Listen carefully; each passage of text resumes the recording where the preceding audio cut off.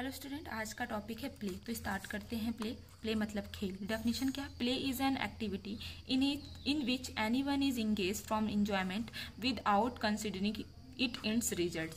Play क्या होता है? एक एक्टिविटी होती है जिसमें कोई भी आके इंगेज हो सकता है, कोई भी आके उस साथ में मिल सकता है। किस लिए? इंजॉयमेंट के लिए, इंजॉय करने के लिए। Without considering it ends results. उसके बाद तब तक वो उसमें रह सकता है जब तक वो खेल खत्म ना हो जाए।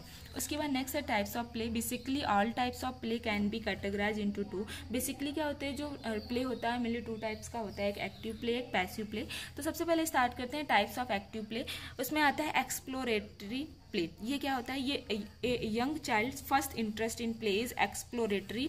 जो हमारा यंग चाइल्ड होते हैं वो फर्स्टली वो इंटरेस्ट रखते हैं किसमें? एक्सप्लोरेटरी प्ले में। The child's looked at a toy. जैसे टॉयज वगैरह हो गया तो उसको दे देगा, तो टॉयज को देखेगा। सेक इट, उसको हिलाएगा। इट पाउंड्स टू सी। उसके बाद क्या होगा? उसको पाउंड्स वगैरह में डाल के देखेगा।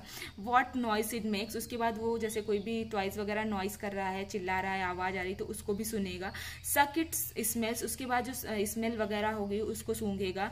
It and squeeze. उसके बाद जो भी टॉयज वगैरह होगा उनको स्क्वीज करेगा, दबाएगा। To see how it feels. उसके बाद वो ये देखेगा ये सारी चीजें करके कि वो जो टॉयज को ऐसा करने पर वो जो टॉयज है वो कैसा फील कर रहा है, या फिर बेबी कैसा, वो अपने आप में देखेगा कि वो उसको सेटिस्फेक्शन मिल रहा है या नहीं।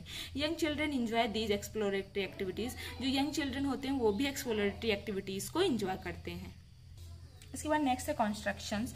Bye the time a child is 3 years child old, he is no longer satisfied with the exploring twice. मतलब बाय द टाइम मतलब कुछ टाइम बीतने के बाद जो चाइल्ड जैसे कि 3 years का बेबी हो गया या फिर उससे ज़्यादा का ओल्ड हो गया, तो no longer satisfied with exploring twice. तो वो जो एक्सप्लोरिंग ट्वाइस हो गए जैसे कि उनसे उनको सेटिस्फाइड नहीं मिलता है। Children of this age want to use twice to make things. उसके बाद इसमें जो बच्चे होते हैं वो अपना दिमाग लगाने लगते हैं, वो चाहते हैं कि कुछ ऐसा करते हैं, मतलब कुछ ना कुछ नया उस ट्वाइस के साथ करना स्टार्ट कर देते हैं। This young one use them to build towers, bridge, train etcetera. अगर उनको कुछ भी दिया जाता है, कुछ भी खेलने की चीजें दी जाती है, तो उससे वो क्या करेंगे? टावर्स बनाएंगे, एक चीज को उसके दूसरे ऊपर खड़ा करेंगे, ब्रिज बनाएंगे, या फिर ट्रेन वगैरह, मतलब बहुत सारे टॉयज को एक साथ जोड़ के ट्रेन वगैरह बनाना स्टार्ट करेंगे। उसके बाद नेक्स्ट है ड्रामेटिक प्ले।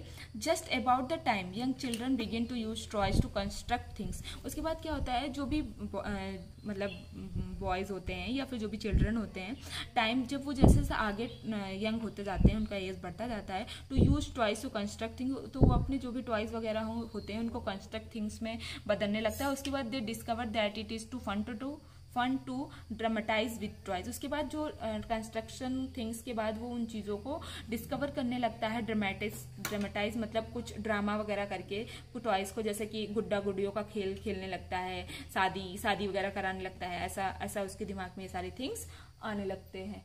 उसके बाद नेक्स्ट है family game.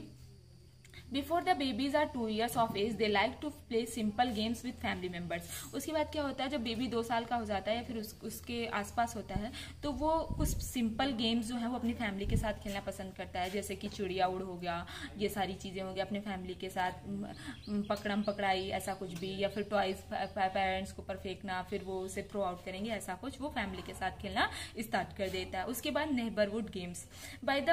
By the age 4 to 5 years, children begin to lose interest in the family games. उसके बाद 4-5 साल की उम्र के बाद जो बच्चे होते हैं उनका जो फैमिली गेम्स होता है उनसे इंटरेस्ट खत्म हो जाता है। Now they want to play with the children of their own age. उसके बाद उनके अंदर ये भावना आ जाती है, वो चाहते हैं कि वो उनके साथ प्ले करें जो उनके खुद के एज के बच्चे हैं। ठीक है। उसके बाद नेक्स्ट है types of passive play. Watching others मतलब किसी दूसरों को देखना। जैसे no matter how simple an activity is, young children are fascinated by watching people do it. उसके बाद क्या होता है? Watching others. No matter how simple मतलब ये मैटर नहीं करता कि लोग कितने सिंपल हैं, उनकी एक्टिविटी कितने सिंपल है। जो यंग चिल्ड्रन होते हैं वो फैसिनेटेड बाय वॉचिंग पीपल, वो दूसरों को देखकर कुछ चीजें करते हैं, मतलब कुछ चीजें जो है वो दूसरों को देख के करते हैं। जैसे कोई दूसरा बैट खेल रहा है तो उन्हें भी खेलना है, कोई दूसरा टीवी देख रहा है तो उन्हें भी टीवी देखना है, किसी के पास कुछ है मोबाइल फोन है तो उनको भी अपने पेरेंट्स का मोबाइल फोन देखना है, ऐसा कुछ भी। Looking at pictures. उसके बाद वो पिक्चर्स वगैरह देखता है, जैसे bright coloured pictures in books. अगर बुक्स वगैरह हो तो इसमें जो ब्राइट कलर के पिक्चर्स होंगे उन्हें देखेगा। कॉमिक्स वगैरह देखेगा, मैगजीन्स वगैरह देखेगा, उसमें जो भी पिक्चर्स होंगे उनको देखेगा। Newspapers greatly appeal young children. उसके बाद जो थोड़े यंग चिल्ड्रन होंगे वो न्यूज़पेपर्स वगैरह भी देखना स्टार्ट कर देंगे। उसके बाद लिसनिंग स्टोरीज, उसके बाद जो स्टोरीज वगैरह होते हैं, कुछ चिल्ड्रन जो होते हैं वो स्टोरी वगैरह भी सुनते हैं। उसके बाद नेक्स्ट है benefits of the play. Play के बेनिफिट्स क्या हैं? मोटर डेवलपमेंट, मतलब क्या होता है, जो बेबी होता है उसकी जो भी स्ट्रेंथ होती है वो डेवलप होती है प्ले की वजह से। It serves as outlet for the extra energy, मतलब उनके अंदर एक्स्ट्रा एनर्जी आने लगती है। It helps in muscle development, इसके प्ले की वजह से उनके जो मसल्स होते हैं वो भी डेवलप होते हैं। It gives the child a chance to learn body control, और साथ में क्या होता है कि इसमें बेबी को एक चांस मिलता है कि वो अपनी बॉडी को कैसे कंट्रोल करेंगे, वो ये चीज भी प्ले के द्वारा सीखते हैं। It helps children to learn coordinate activities such as race and games. उसके बाद साथ में जो प्ले है वो बच्चों को इसमें भी हेल्प करता है कि ताकि वो इस चीज को सीखे कि कैसे कोऑर्डिनेट करना है, एक दूसरे के साथ कैसे रहना है, कैसे एक्टिविटीज करनी है, जैसे कि रेस हो गया, गेम्स हो गया, उन सारी चीजों में उन्हें कैसे कोऑर्डिनेट करना है। उसके बाद इंटेलेक्चुअल डेवलपमेंट का मतलब उनका बौद्धिक विकास। तो through play children develop the ability to keep the mind and task at hand. उसके बाद क्या होता है, थ्रू द प्ले जो चिल्ड्रन होते हैं उनके अंदर एक एबिलिटी आ जाती है कि वो चीज़ों को अपने माइंड में रखना स्टार्ट कर देते हैं, मतलब रिलेटेड टू टास्क, और कैसे एट हैंड मतलब हाथ में चीज़ों को रखना और कैसे उनको माइंड में सारी चीज़ें रखनी है, वो ये सारी चीज़ें सीखना स्टार्ट कर देते हैं। Through play children learn about colour, shape, size, और साथ में प्ले के द्वारा ही जो बच्चे होते हैं वो ये चीज़ भी सीखते हैं कि कौन सा कलर है, कौन सा शेप है और कौन सा साइज है। उसके बाद it helps in language development, और साथ में इसके साथ साथ उनका जो लैंग्वेज होता है वो भी डेवलप, मतलब भाषा का भी विकास होता है इसमें। उसके बाद सोशल डेवलपमेंट मतलब सामाजिक विकास। Play helps children in socialization, जो प्ले है वो बच्चों को सोशलाइजेशन में हेल्प करता है, लोगों से इंटरेक्शन में हेल्प करता है। It has children in learning to take responsibility of their action, और इसमें क्या होता है, जो बच्चे होते हैं उनको ये हेल्प करता है कि वो इस चीज़ को सीखें कि वो जो भी वो एक्शन कर रहे हैं, जो भी चीज़ कर रहे हैं, वो उनकी रिस्पॉन्सिबिलिटी को खुद ले सके। टू टेक मतलब खुद उस चीज़ को वो ले सके, उन पर एक्शन कर सकें। क्रिएटिविटी मतलब किसी चीज़ को करना, वो क्रिएटिविटी होती है। Play encourage creativity in child, मतलब बच्चों को क्रिएटिविटी के लिए इनकरेज करना। प्ले जो होता है वो बच्चों को कुछ नया नया करने के लिए इनकरेज करता है। Play gives children an opportunity to experiment and try out their ideas through all the available things like clay, cloth etcetera. उसके बाद जो प्ले होता है वो बच्चों को ये अपॉर्चुनिटी देता है कि वो एक्सपेरिमेंट करें, चीज़ों को ट्राई करें, मतलब आइडियाज जो भी उनके माइंड में आ रहे हैं, जो भी चीज़ें अवेलेबल हैं उनके पास, जैसे क्ले हो गया, क्लॉथ हो गया, तो उनसे वो नई नई चीज़ें बना सकते हैं। उसके बाद थेराप्यूटिक प्ले, मतलब थेराप्यूटिक प्ले का मतलब होता है it is a means for release of stress and tension. Therapeutic play के द्वारा, मतलब थेराप्यूटिक मतलब चिकित्सकीय खेल जो होते हैं, इसके द्वारा क्या होता है, जो बच्चे होते हैं वो अपना स्ट्रेस और टेंशन को रिलीज कर सकते हैं। इट इंक्रीज एपेटाइट, उनका जो एपेटाइट होता है वो इसके द्वारा इंक्रीज होता है। It leads to healthful sleep, और उसके बाद उनको अच्छे से नींद वगैरह भी आ सकती है। उसके बाद नेक्स्ट है सिलेक्शन ऑफ टॉयज। बच्चों को कैसे टॉयज देने से, toys should not have sharp edges that can cut. जो टॉयज होंगे वो शार्प नहीं होने चाहिए, नुकीले नहीं होने चाहिए। अगर उसका जो किनारा है अगर वो शार्प है तो उसे कट कर देना चाहिए।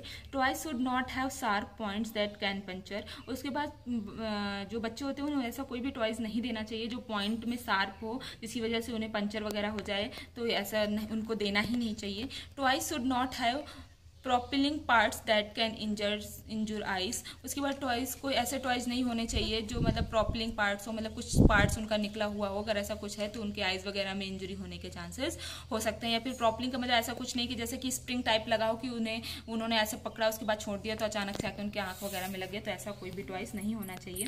Toys that produce excessive noise should be avoided as they can cause hearing loss. ऐसा कोई भी टॉयज नहीं होना चाहिए जो बहुत ज्यादा शोर करे, जिसकी वजह से क्या हो सकता है, मे बी उन्हें हेयरिंग लॉस हो सकता है, तो इसे ऐसे टॉयज उनको नहीं देना चाहिए।